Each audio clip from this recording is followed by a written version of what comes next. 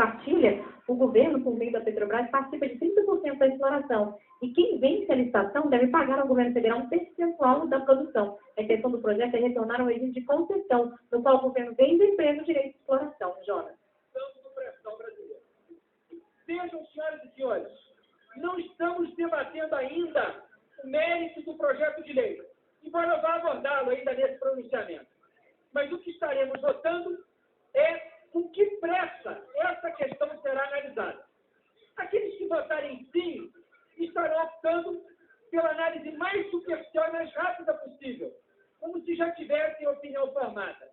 Com toda franqueza, senhor presidente, senhoras e senhores deputados, acho difícil que para uma questão dessa relevância para o futuro do Brasil, tenhamos já todos opinião formada. É fundamental rejeitar essa urgência, em especial porque o projeto de lei fere clara e profundamente os interesses nacionais.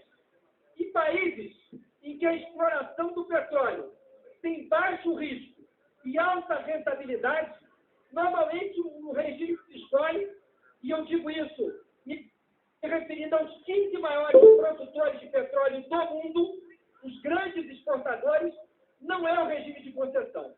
O regime de concessão, em geral, é adotado por países em que há alto risco exploratório e países normalmente exportadores de petróleo. Não é o caso do Brasil. As reservas que temos no pré-sal são reservas suficientes para que o Brasil se torne cada vez mais um dos maiores exportadores de petróleo. O risco é um dos menores do mundo e a rentabilidade do pré-sal das mais altas. Ora, diante desse cenário, a quem interessa entregar esse patrimônio nas mãos de empresas estrangeiras? Retirar de uma empresa nacional e entregar para as grandes irmãs, as grandes petroleiras que dominam o mercado de petróleo no mundo, todas elas estrangeiras. Certamente não aos brasileiros, certamente não aos estudantes que conquistaram metade do Fundo Social do pré-sal para educação e saúde. Por essa razão, senhor presidente, aqueles que estão preocupados com o futuro do Brasil, como uma nação soberana, que use as suas riquezas, pensando nas próximas gerações, dirão não à urgência para fazer esse debate com mais calma, com mais tranquilidade, ouvindo todos os lados, percebendo as vantagens e desvantagens de cada regime.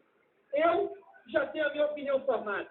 Entendo que o regime de partilha é o mais adequado para o Brasil e para o pré-sal, mas que, para que o debate respeite o estágio da opinião de cada um, é fundamental rejeitar essa urgência, dizer não a ela, pensando no Brasil, no pré-sal, na educação e nas próximas gerações. Digamos não a essa urgência. Senhores deputados, nós às vezes avaliamos o porquê do Brasil ser um país atrasado e pouco desenvolvido em várias áreas. E a gente não se dá conta de que muita dessa responsabilidade por esse atraso é decorrente de legislação antiquada, ultrapassada e que não atende à necessidade em termos de modernidade dos setores economicamente produtivos da economia brasileira. Um dos setores mais prejudicados pelo atraso de mentalidade petista na atualidade é, indiscutivelmente, o setor do petróleo. Alguns estados fortemente dependentes dessa economia, da economia do setor de petróleo, sofrem fortemente com esse viés ideológico acentuado petista, que inviabiliza a atração de investimentos privados e inviabiliza também a geração de oportunidades de trabalho em toda a economia de petróleo no nosso país. Nós celebramos um acordo com o líder do PMDB, Leonardo Pisciani, e vários outros líderes, e queremos invocar, naturalmente, a palavra desses líderes para que a gente possa cumprir com o acordo. Seria o de votarmos hoje a urgência e teríamos a oportunidade de, em 15 dias, ou até em prazo um pouco mais elástico, votar o mérito da matéria. O Brasil não tem investimento praticamente hoje no setor de petróleo, dada a insegurança jurídica e a insegurança da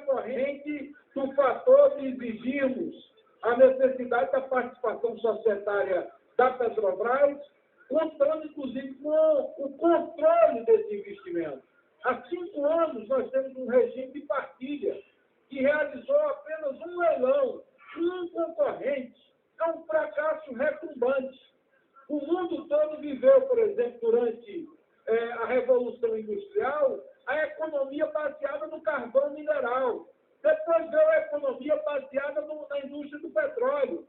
Daqui a muito pouco tempo, a gente vai viver uma revolução nova, com energia eólica, solar ou de hidrogênio, muito mais competitiva em termos econômicos do que o petróleo, e todo o petróleo que existe no Brasil vai ficar como um legado apenas para a história, sem contribuir, só um minuto para concluir, presidente, sem contribuir nada para geração de empregos e de riqueza do nosso país. A era da Idade da Pedra, ela teve o seu papel histórico, e nem por isso acabou-se as pedras dentro do mundo por conta do fim da Idade da Pedra. Então, a gente quer viver uma idade do petróleo como uma fonte energética extremamente importante. Quando o mundo vive uma grande revolução, vamos ficar guardando petróleo no subsolo, no mar territorial brasileiro e até no continente, sem explorá-lo. E dentro de pouco tempo, essa matriz energética vai desaparecer, gerando prejuízo para estados do Brasil, municípios, para pessoas que precisam de emprego e a gerações de impostos. É entregar os interesses das riquezas nacionais para as grandes potências, sem medo de errar, e denunciando essa proposta, é que o pessoal vota não.